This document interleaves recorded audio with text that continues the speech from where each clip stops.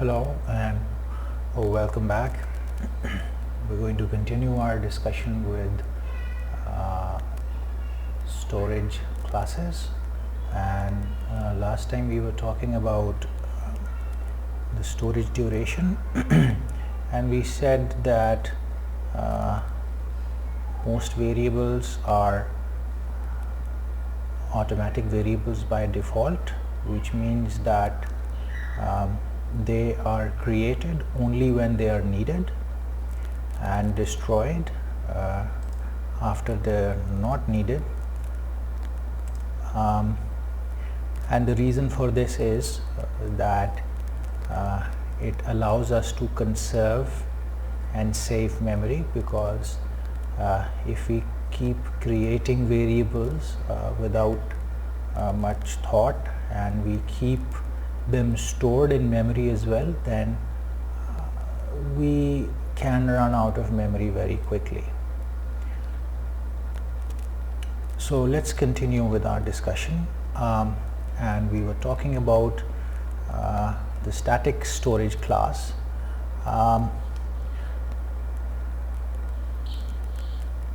Now, identifiers that have static storage duration, unlike automatic storage duration variables, exist from the time at which the program begins execution, and they remain in memory until the program terminates. So what that basically means is that C language allows you to create variables at the start of the program and retain them until the very end if that is something that you want to do.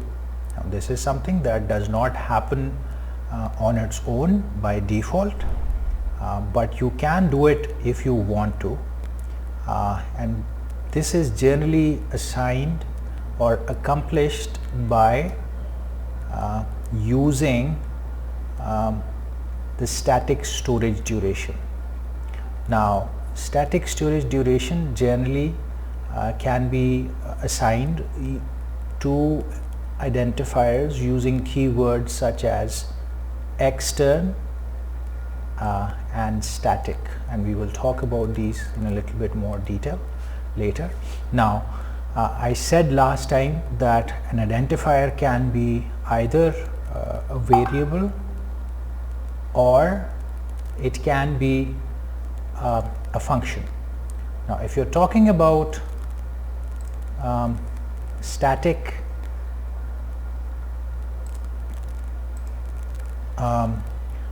variables, then storage is allocated and initialized only once at the beginning of the program. Now, if you're talking about static functions, then what that means is that the name of the function exists when the program begins execution. But as far as static variables are concerned, because you are defining the type when you are defining the variable or declaring the variable, and if the variable happens to be static or you assign it to have static storage duration, what that will do is that it will initialize the variable when the program starts, and it will remove it from memory only after the program has completed execution. Now, this is different from automatic or local variables, which in most cases are created only when they are needed and then deleted or removed from memory when they are not needed. So if they are defined inside the body of a control statement, or inside the body of a part of a function, or inside a function, then if they have the default duration, storage duration, which is the automatic storage duration, then they will be created only when the program enters the body where this or the part of the program where that variable is declared. However, if it's a static variable, well, it will be created at the very start of the program and it will be retained until we exit the program.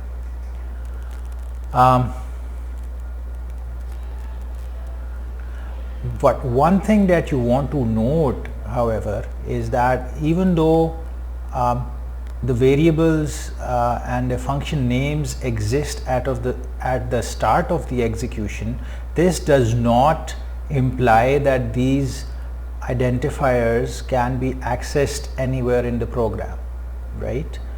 So they are available, but their visibility or their scope by default, even though they are static, even though they are available, does not imply that they will also be accessible throughout the program, right? And why is that? Well, that is because storage duration and scope are two very different things. So they are separate issues, and we will see how they are different. So we will talk about scope in a little bit more detail in section 5.13, which is the next section. But for now, what you want to note is having static storage duration does not imply that the variable is going to be accessible everywhere in the program. Now, there are several types of identifiers which have static storage duration by default. These are, so there are two examples of these. First one is external identifiers. External identifier, an example of external identifier are global variables. So these are variables which you declare before the main function. In fact, you declare it before all of your functions, and so they are accessible in all of your functions because they are global variables. And by default, global variables have static storage duration. Global variables are variables which are created at the start of the program and then destroyed only after the program, or discarded only after the program exits or terminates. And in addition to that, they are also accessible everywhere in the program. Similarly, function names, obviously you have to define functions using their prototypes at the start of the program, so they also by default are external identifiers. So they are basically are going to have static storage duration as well. Now, local variables that are declared with storage class specifier static also will have static storage duration. What does that mean? Well, if you declare a local variable, so if you have a variable which you are declaring, let's say inside some function, now that variable will be local to that function, meaning that it will be accessible only inside that function, right? And by default it will have automatic storage duration. What that means is it will be created when we go into that function, and then it will be discarded once we leave that function. So by default it will have automatic storage duration. However, if we write it, if during its declaration we add the word static, then what that means is that we are assigning static storage duration to that variable, meaning that that variable will be created at the start of the program and it will be discarded only after that program exits or terminates. Okay. And global variables and function names, of course, are of storage class extern by default. So they are external by default, and we don't, I think, have to use the keyword extern in their definition because they are of extern type by default. Now, Global variables, as I just discussed, are created by placing variable declarations outside any function definition. So any variable that you declare outside of a function, so let's say you declare a variable after your preprocessor directives like include, etc. So before the main function.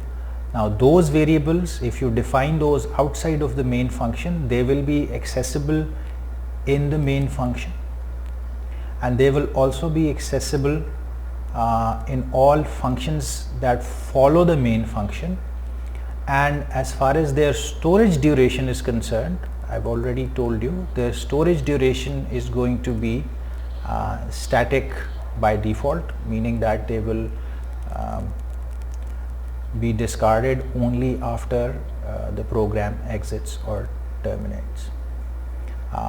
And so global variables and functions can be referenced or accessed by any functions that follow their declaration. So any functions that come after the declaration of global variables can access global variables. And this is one of the reasons why we include the first thing that we write down in our program are the preprocessor directives like the include stdio .h. Now why do we do that? Because the include std, so the stdio.h header file basically links us to the definitions of the printf functions. And once we have included those at the start of our program, so what that means is that the printf function becomes a global function, or so becomes a global function, and thus we can use it or reference it or access it in all the functions that we write in our program. But in order to do that, we have to include it at the very top, otherwise we will not be able to access it. One more thing that you want to remember is defining a variable as global rather than a local variable can have unintended consequences. So it can have side effects, and you should only declare variables as global variables when you really need to. And if you can make do with local variables, then you should avoid using global variables, because it can cause bugs in your code. So only use them when you really need to. Variables that you will be using only in a particular function, those should, it generally is recommended to always use those or define those as local variables inside the functions that really need them, and not define them as external variables, because if you do that, then external variables can be modified by other functions, and that can cause problems which are difficult to identify and remove. Now if we are talking about local variables by default have automatic storage duration, but you can assign them to have static storage duration using the keyword static, right? And once you actually use the keyword static, what that means is static, because static storage duration variables are retained throughout the run of the program. So their values are kind of saved in memory, they are retained in memory, and they are retained in the memory even after the function is exited, right? And you should therefore use the static storage duration only if you really want to do that, right? If you want the program to save the value of a variable inside a function and keep track of its variable over multiple function calls, only then should you declare it as a static local variable. Let's look at an example on the next slide, and then it will become clear. But you know, if you want to really declare a variable or assign it a static storage duration, then you can do that by using this statement. Now what does this do? If you put this statement static int count is equal to 1, what that means is that you are assigning the static storage duration to the count variable. So it will be initialized with 1. This count variable will be created at the start of the program, and it will be destroyed after the program exits, and the program will keep track of its value over time. So if you increment it inside a function and then you go back inside the function again, it will start from the previous value. So it will memorize or retain the last values of this count variable. Let's look at an example just to make sure that we are clear about this. So what are we doing? So in this example we have our main function. We are basically declaring another function, print vars or print variables, does not return anything, does not take anything as input. And what do we do? Well, inside our main function we are just calling a loop. We're using a for loop. That for loop runs from 1 to 3. Inside the for loop we print the function call number. So we have this print statement function call, and then we print the value of I, and then we call the function print variables. Now once we actually go into the print variables function, what do we have? Well, we have two variables. We have variable 1, which is a normal integer variable, just like the ones that we have been using earlier. So it's int var 1, initial value is 1. Then we have another variable, static int variable 2, and its initial value is 1. Okay, but notice that this is a static variable, which means that the program will keep track of the value of this variable even after we exit this function. So if we come back to this function, we will start from the previous value of this function. So it will be created once. So the first time our program runs, as soon as we begin our program, variable 2 is assigned the value of 1, and then this statement will not be executed after this. So right, so then what do? We basically print both variables, variable 1 and variable 2, and then at the end of this function, in the last line, we increment both variable 1 and variable 2. Now next time when we come back to this function during the second call, variable 1 is has automatic storage type. So when we exit this function, this is deleted, but variable 2 is not automatic storage duration. This is automatic. This is static storage duration, so it will be retained. So its value before we exit the loop has already been incremented to 2. So next time when we call it, this one will again have a value of 1, whereas variable 2 will have a value of 2. Okay, so let's look at the output.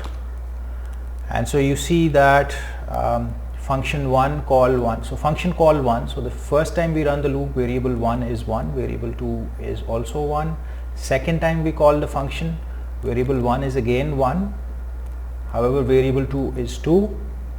Similarly on the third run, variable 1 is again 1, but variable 3 has now incremented to 3. So this clearly illustrates the difference between static storage duration and automatic storage duration.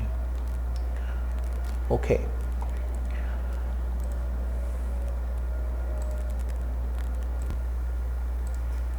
Right, and finally, all numeric variables of static storage duration are initialized to 0 by default. So if you do not explicitly initialize them to some value, they will be assigned a value of 0 if you are using static storage duration. And then keywords extern and static have special meaning when explicitly identified to external identifiers, so what do we mean by external identifiers? So variables or functions that are defined or declared outside of the function. So we will deal with this or talk about this in more detail in chapter 14. So for now we're not really talking about them, just know that they have applications down the line, or we may go back to them in later chapters. Now we come to the second part, which basically is scope rules. And so the first part that we talked about was storage rules. So when is a variable created, when is it discarded? So that was basically related to storage duration. Now we're going to talk about scope rules, and scope rules basically are rules that dictate where in a program can you access an identifier. So where in a program can you access a function or a variable. Now that will depend on how it is defined and where it is defined. So scope, you can think of scope as the equivalent of visibility or accessibility or things like that.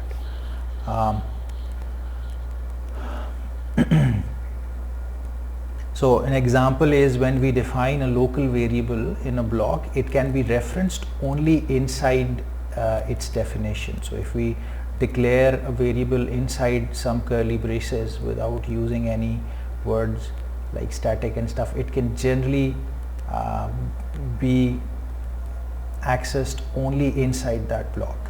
Now there are basically 4 types of identifier scope. So there are 4 types of accessibilities.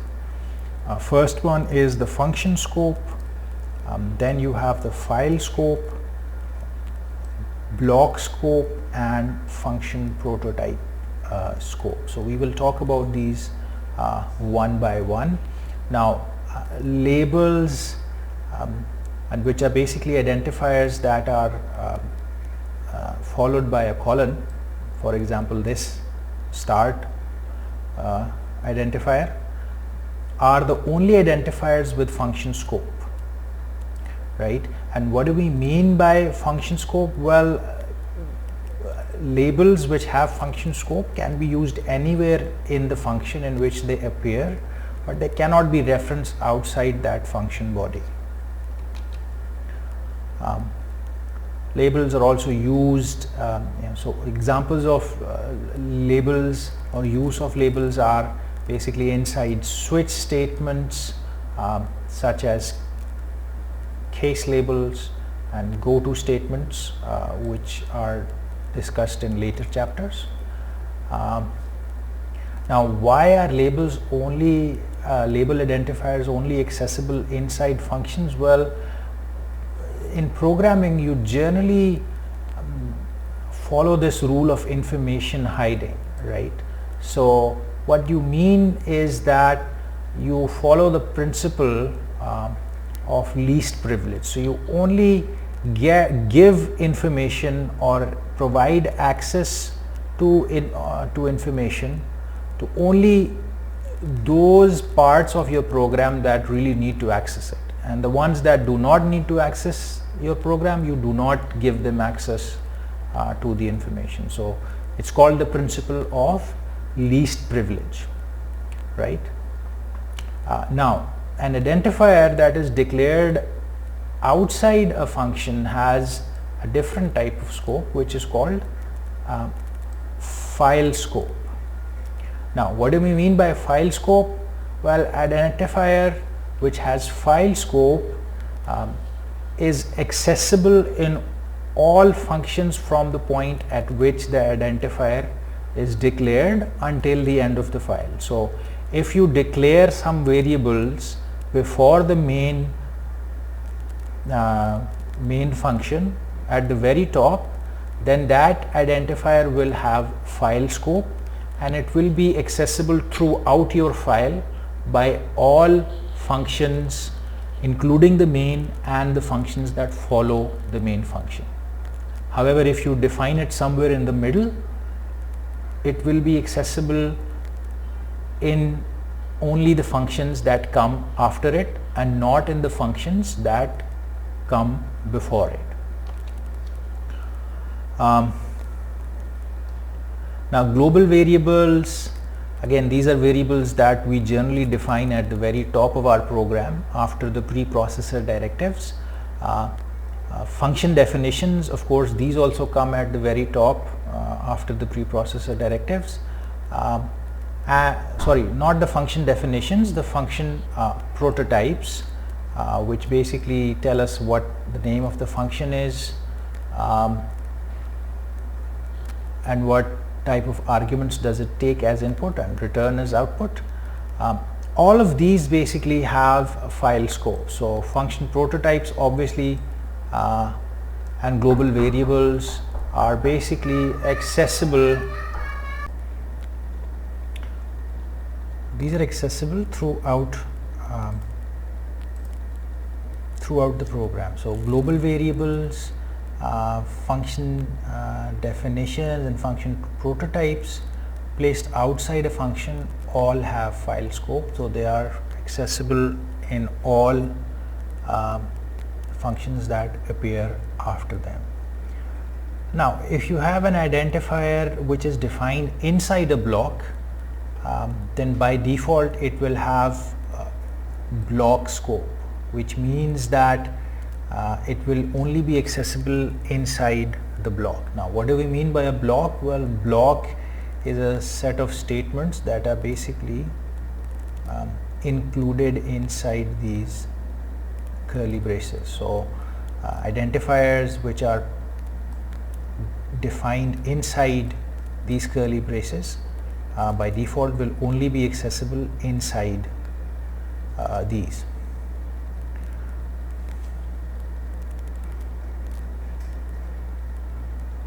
Now, local variables defined at the beginning of a function have block scope.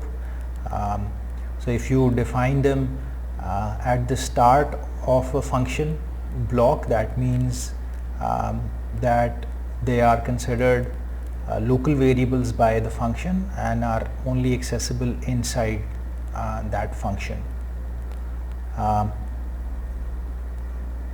And you are basically allowed to define variables inside any block. So you can have as many blocks inside your program as you want, and you can do as many declarations or definitions of variables inside those blocks as you like, but you have to remember that those variables will only be accessible inside the blocks that they are defined,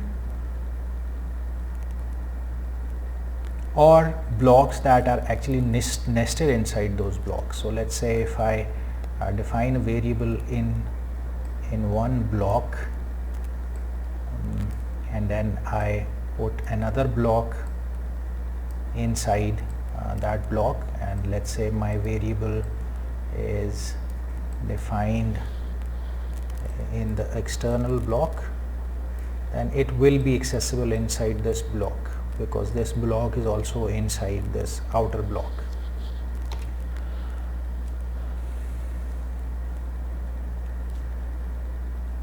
Now, one more thing that is important to note is when you are dealing with nested blocks and you have an identifier in the outer block which has the same name as an identifier which is declared inside the inner block, then the outer block variable is hidden until the inner block terminates. So if you define a variable x in one block, and then inside that block you have another block that is nested inside that outer block, and that block also contains a variable x. So you have a variable x which is defined in some block, and then you have some inner block inside which you declare another integer x. What that means is once you actually enter the inner block, then it will consider this variable x, and this outer variable x will be hidden from this variable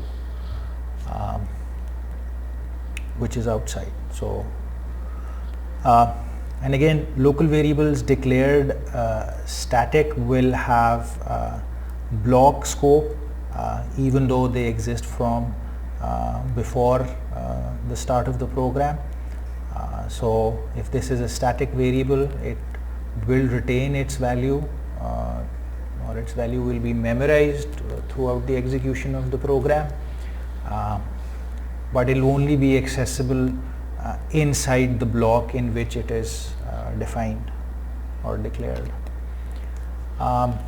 So storage duration does not affect the scope of the identifier. So these are, again, this is something that we discussed earlier on as well. Storage duration does not have an impact on the scope of an identifier.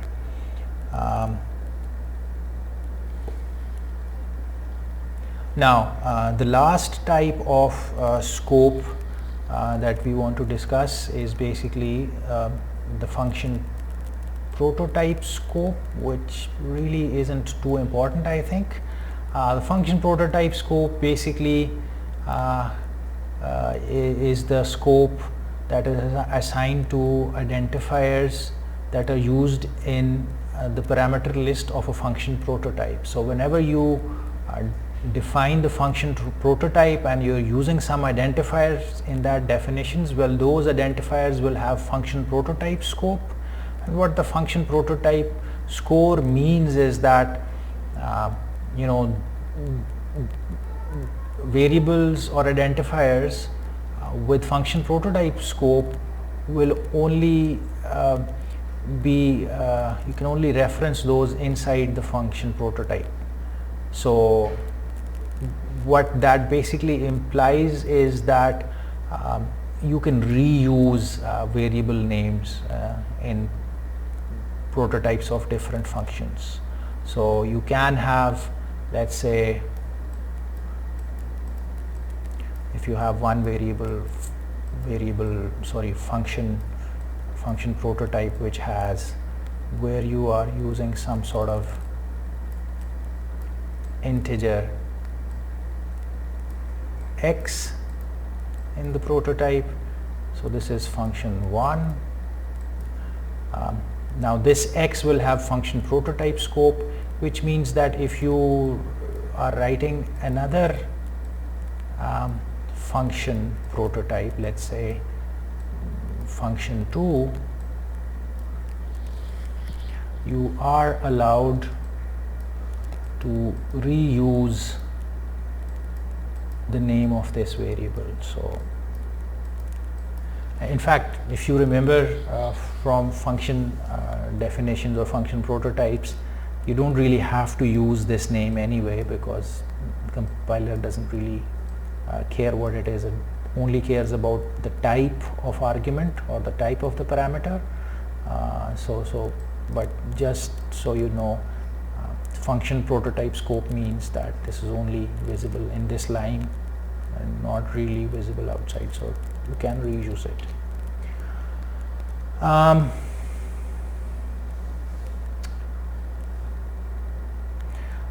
Another thing is, then if you are going to use the same names for an identifier in blocks that are nested inside other blocks, So if you have a variable inside an inner block which has the same name as a variable in an outer block, then make sure that you are using that or using this same name when you really need to, because when you really need to means that the variables in the outer block, you want them to be hidden inside the inner block, because if you do it by accident, then that can cause problems. So remember that, use it only when you really know what you're doing, otherwise avoid it.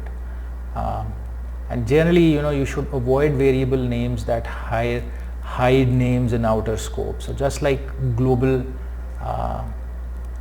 variables, use this only if you really need to, otherwise this is something that you should avoid. Now let's look at an example. This kind of illustrates a lot of the concepts that we have talked about. So let's just go there without reading the text. This kind of describes what is being done in that example. So in that example, in the example 5 of figure 5.16, we basically have three function prototypes. We have a function use local, which will basically be using only local variables.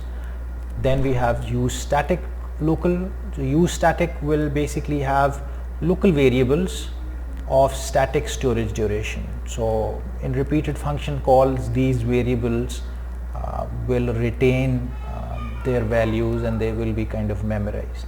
And you have use global, which is basically going to use global variables. So that's what we expect this function to do. Again, all these functions do not have any input arguments and they do not return anything.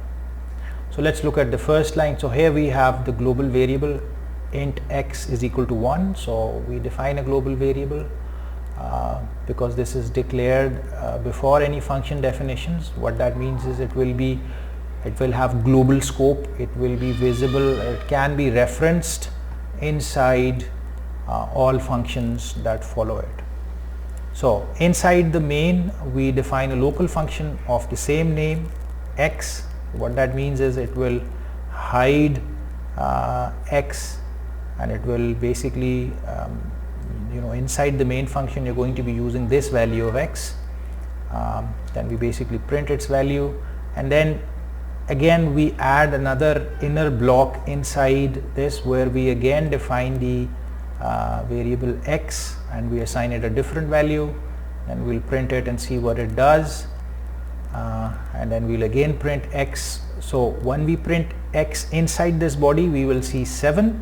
When we print x outside, which is here and here, so inside the outer body, then we will see x is equal to 7. Now then we call our functions. Use local is called, then use static local is called, then use global is called, then again these three functions are called for the second time, and then finally again we're going to print local x in main, and we're going to print the value of x, which in this case should be 7. Right, so let's see what happens. In use local, we just have another variable again by the name of x, int x. It by default will have automatic storage duration. So if we print it, first time we get 25, then we increment the value, we'll get 26. Once we exit this function, the value of this local x is going to be discarded, and if we call this function again, which is over here, again what we'll see is when we come back to this function, we will see a value of 25 and then again a value of 26 on the second printf statement. Now use static local is different because here the variable x has static storage duration, so it will be created and assigned a value of 50 when the program is about to run. First time we call it, we will see a value of 50, and that value will be incremented to 51, and then this will be printed as 51. Now if we once we exit this function, we will retain the last value of x, so it will still be there, it will not be deleted. And the next time when we actually enter this this function, we will print first the last value of x, which would be 51, and then if we increment that, we will see 52. And finally, use global basically uses the global variable x, so it does not have any variables being declared or defined here. So what does it do? Notice that it just prints x. Now, which x are we talking about? We're talking about the global x, because no other x is defined here, and all the other x's that we saw before it are only visible inside their own function bodies. Even this static one, even though it's there, it's not visible inside here. So we're going to be printing the first time, we're going to print the value of the global variable x, which was 1 right here. So the global variable x is 1. So first time we call it, we're going to see 1. Then we multiply its value by 10. So we will print value of 10. Then when we exit this function, because this is a global variable, its value will now have been changed to 10, and so it will remain at 10. So second time when we call this function, we print a value of 10, and then if we again multiply it by 10, we should print a value of 100. So let's see what we get. So again, first we print the values of x in the outer of the main, so 5, then the inner declares 7, and then the outer declares 5 again. So when we went inside the inner body, we printed a different value. So this value, even though it was there, it was hidden. Then we use the local. So first time local is called, we get 25, was the value that we started with. Second time we get value of on the second line after increment, this is increased to 26. Then we go to the use static. So in the local static, x is first 50, then it's 51, and then global, again you see 1 is first time it's 1, this is a global variable, and then second, when we multiply it by 10, we get a value of 10. Now when we again call the use local function on the second run, we get value of 25 and 26, because it was discarded after we exited it. But with the static variable, when we call it, notice that the first time we get is the last value, which was 51, right? Last time we exited with a value of 51, so that's what we print, and then this time we increment it to 52, and we see 52. So if we call it for the third time, we will start with a value of 52. What about the global? Well, global, we first print a value of 10 on the first call, and then we print a value of 100 when we exit the global. So sorry, this is only one call. The first line in that call prints the current value, and then the second line prints the current value multiplied by 10, so we get 100. And then again, if we go back to the main function, we're only looking at the local x, and so the local x is 5, and that's what we print. Okay, so we have reached the end of storage and scope. I will see you in the next video. Thank you.